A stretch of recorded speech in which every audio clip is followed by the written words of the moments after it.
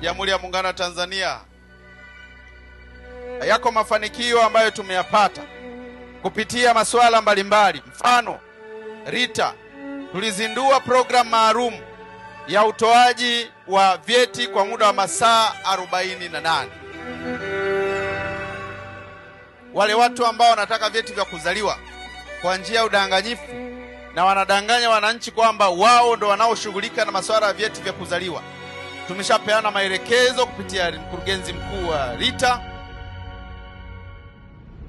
kuhakikisha kwamba tunadhibiti mianya yote ya udanganyifu katika utoaji wa vyeti vya kuzaliwa.